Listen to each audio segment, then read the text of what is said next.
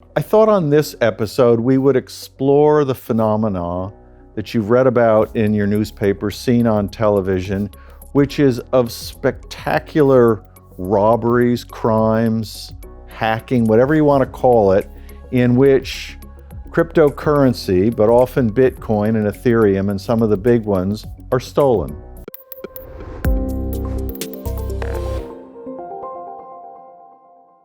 Most recently, you may have seen the story of the case going back to 2016 in which $4 billion worth of cryptocurrency, some of the big coins, was stolen and later perhaps laundered. But this is by no means the only crime in the space of cryptocurrency.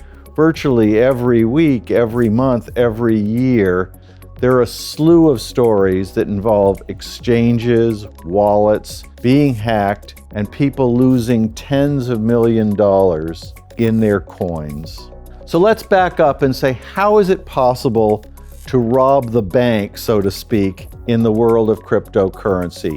How is it that one can hack into a system and steal coins and, in effect, carry them away to another wallet and not be detected? After all, the blockchain, which is behind so much of this world of cryptocurrency, should guarantee that we know the buyer and the seller and the porter, so to speak, of each coin. Part of the problem is that the anonymous aspect, the decentralized aspect of cryptocurrency makes cryptocurrency crime, the theft of coins, so appealing to people who live and traffic in that underworld. There was a famous bank robber who had the name Willie Sutton, and somebody asked Willie why it was he kept robbing banks, and he said, well, that's where the money is. Now the money is in cryptocurrency, especially exchanges. And those exchanges, while they have security, they have levels of security, we all know nothing on the internet is foolproof. And what hackers have managed to do is penetrate almost on the seams of some of these exchanges and still steal millions of dollars of coins.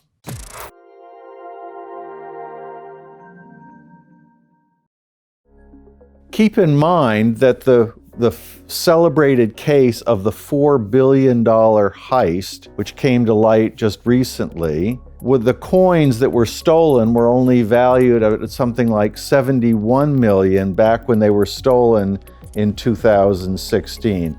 So part of the reason it's a $4 billion heist today is because of the appreciation of Bitcoin and Ethereum and some of the others in the intervening 6 years. But think about it, the theft of $71 million from your neighborhood bank would be front page news all across the world if it happened in the way that it used to happen, with men on horses, guys on getaway cars breaking into a bank and stealing gold or stealing paper money. But in the world of cryptocurrency, where things are digitized, we're less, in a way, surprised to read that the amounts are so large. Does it mean that your particular coin, does it mean that your particular stake is at risk if you hold Bitcoin or Ethereum or Ripple or one of the other coins on an exchange?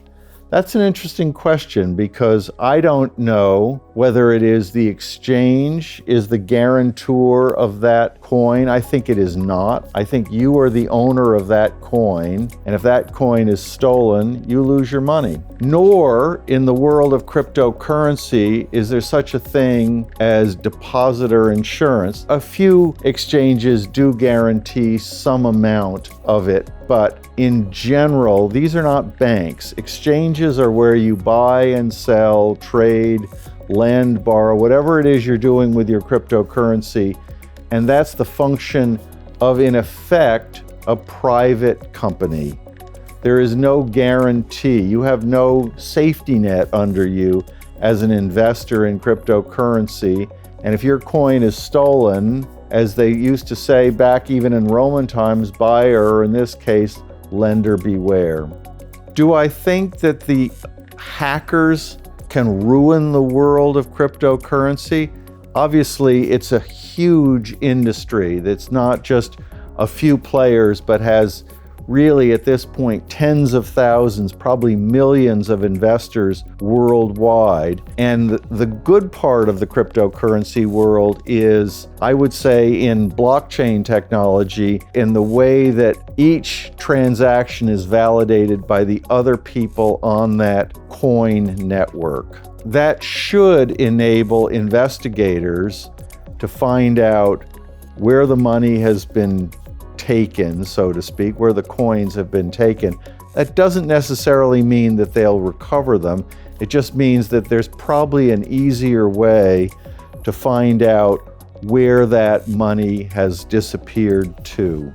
The point of this program is not to point fingers at any one person, any one country. That said, you can do your own research online and see where it is that these hackers find a safe haven. And some of them are even authorized or working on behalf of organizations, of governments in some cases. And I think that's a dark cloud on the horizon of cryptocurrency, because if states, in effect, are using this market as a way of funding perhaps terrorism, perhaps illegal activities, whatever it is they're looking to fund, that will only put it in conflict with the investing community that wants to believe and should believe that their investment is not subject to hijacking. That's all the time we have today on The Investment Advisor. I'm your host, Matthew Stevenson, in partnership with Dukascoin TV. Remember, money can take care of you. It can't take care of itself.